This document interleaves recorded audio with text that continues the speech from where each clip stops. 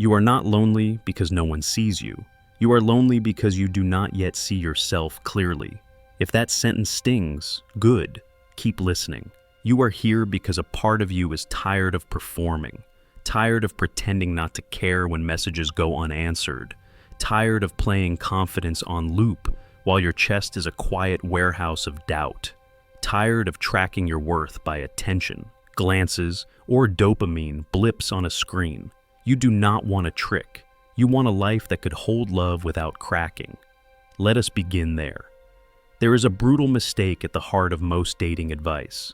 It treats romance like procurement, as if a person were an achievement to unlock with scripts, outfits, or hacks. But love is not an acquisition. It is a relationship between two realities. In Plato's Symposium, love appears as a hunger for wholeness, but the point is not to swallow another person to complete yourself. It is to see and be seen in truth. Getting a girlfriend, in this light, is less about conquest and more about becoming a place where truth can live without suffocating. You may already know the surface answers: lift weights, get a haircut, learn to flirt, build income, dress better. None of these are wrong. They are simply not sufficient. Look deeper. The most magnetic quality you can cultivate is coherence, the inner alignment where your values, words, habits, and emotional life actually agree. Coherence is rare. It reads as calm, as steadiness under social weather. It makes people feel safe. And safety, as attachment theory warns and wisdom confirms, is more attractive than spectacle. Ask yourself 3 questions and answer without performance. First, what do you worship when no one is watching? Pay attention to your unguarded minutes, what you click, what you imagine, what you chase in secret. That is your functional religion. Second, what pattern hurts you repeatedly? Look for loops: pursue, panic, cling, or retreat, numb, disappear. Third, what promise would you make to someone you loved deeply and then keep for yourself? Because integrity starts at home. The uncomfortable truth is that you do not find the right person by searching harder. You become easier to find by being someone real. The Stoics were right. External things, attention, status, validation, are preferred indifference. Useful, but not the center. When they become the center, you slide into what Sartre called bad faith, the self lying to itself to survive the gaze of others. You present an edited self, confident, effortless, unbothered, while your unedited self shrinks. This is not attraction, it is theater. The audience may clap, but the actor starves.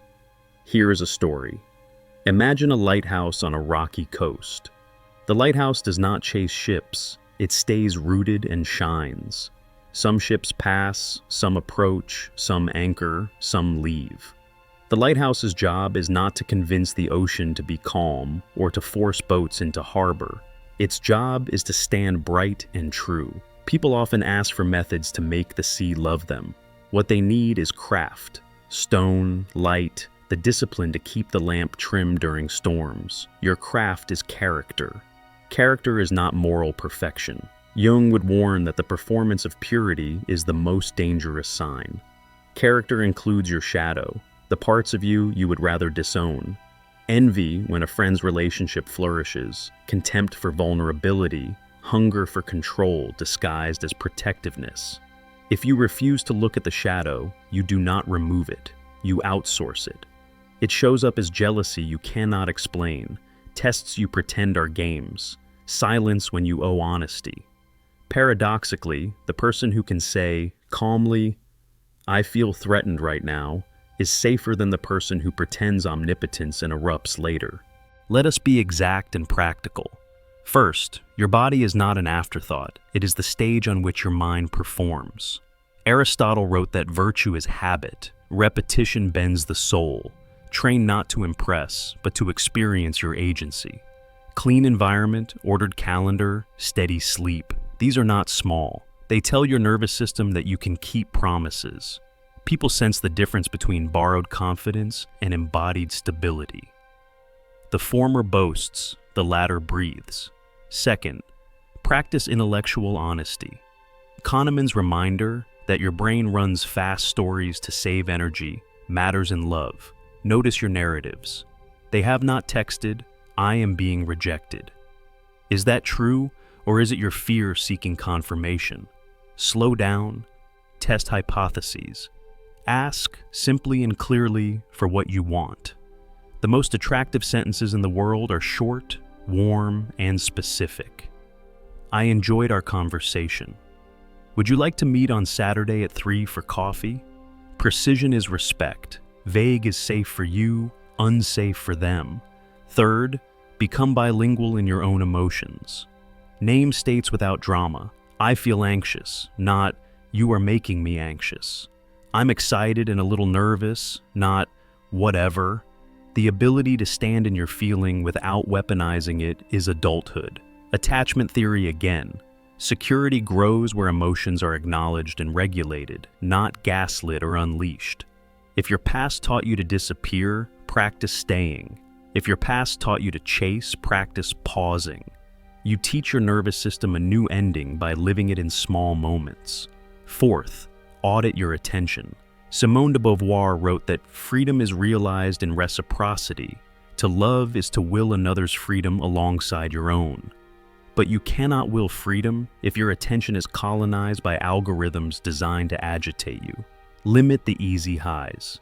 The more you consume images engineered to hijack your limbic system, the less sensitive you become to the quiet richness of actual people. Real attraction grows in silence, in the way someone listens, in the warmth between sentences. Train your eyes to see again. Now, an uncomfortable twist. A relationship will not erase your loneliness if your loneliness is a refusal to face yourself. Many chase romance to escape the work of becoming. They want relief, not relationship. They want a mirror that returns only flattering light. But lovers are not mirrors. They are witnesses. They will see what you hide. If you cannot tolerate your own unvarnished reflection, you will punish the witness for doing their job. History offers a soft warning. In courtly love traditions, affection was ritualized into performances of devotion that rarely touched real intimacy. Poetry, yes. Partnership, no. The modern world flipped the equation. Freedom without ritual, desire without devotion. A better path is older and braver. Eros braided with philia and agape, romance threaded with friendship and a will for the other's good. It is less cinematic. It is also more durable. So, how do you get a girlfriend without losing your soul? You build a life that a truthful person could share without shrinking. Consider these quiet practices. Speak in complete sentences. Do not hide everything in irony. Irony prevents humiliation and prevents intimacy in equal measure. Refuse contempt. Contempt is relationship cancer. It is superiority performing disgust. If it appears in you, treat it as a siren. Take small social risks that respect others' dignity. Compliment precisely. Ask questions that unlock stories, not stats. What surprised you this week? Lead somewhere real. Hold boundaries with kindness. I like you, and I move slowly. I am not available for jokes about that. Boundaries are not walls. They are doors that open in both directions, on hinges that do not squeak. Apologize cleanly, not, "I'm sorry you felt that way." Try, "I'm sorry I dismissed what mattered to you. I understand why that hurt. It won't happen again." Then do not repeat it. Celebrate the ordinary. If you cannot find wonder in a shared grocery aisle or a rainy walk, you will outsource wonder to novelty. Novelty is a poor substitute for attention. Notice how none of these require you to manipulate anyone's perception. They require you to become a trustworthy witness to your own life, and by extension, a trustworthy partner in someone else's. Let us address fear. Fear of rejection is ancient. Your nervous system treats exclusion as danger. The solution is not to annihilate fear, but to right-size it. Exposure dissolves it. Make a plan of gentle repetitions.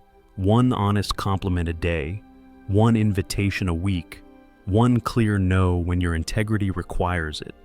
You will be shocked at what consistent humility achieves. Courage is not the absence of trembling. It is the quiet decision to move while trembling. Some will ask, isn't this just self-improvement rebranded?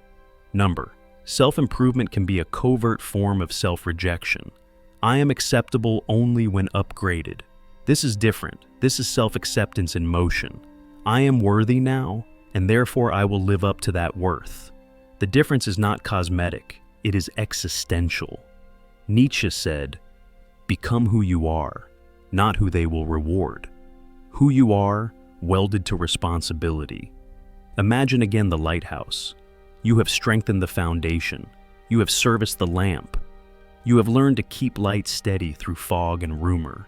A ship approaches, not summoned, not tricked. Drawn by the simple fact that you are visible, you do not devour the ship. You offer harbor with terms that honor both shore and sea. Sometimes the ship stays, sometimes it leaves. Either way, you remain a keeper of light. Before we close, let me give you one sentence to carry into every first message, first coffee, first walk. I am here to pay attention. Do that, and half the noise disappears. Attention is the rarest form of generosity, Simone Weil wrote, and she was right. Attention makes people feel real in their own lives. You cannot fake it for long. If you offer it honestly, you will not always be accepted, but you will always become more human. And that is the final twist. The path to love and the path to becoming a person are the same road. You do not travel it to purchase a relationship as proof of worth. You travel it because walking it is worthy in itself. If you meet someone traveling the same way, good. Walk together. If you do not, keep walking. The road will make you ready. So, how to get a girlfriend? Build a life where truth is at home. Tell the truth kindly. Ask for what you want clearly. Hold your boundaries without apology. Practice seeing and being seen. And when love arrives, and it will recognize the light, do not imprison it with fear. Share it, steward it, and let it make both of you larger. In the end, love is not a prize you win. It is a responsibility you agree to carry. If that sounds heavy, remember, you are stronger than you think, steadier than you fear, and far more visible when you stand still and shine.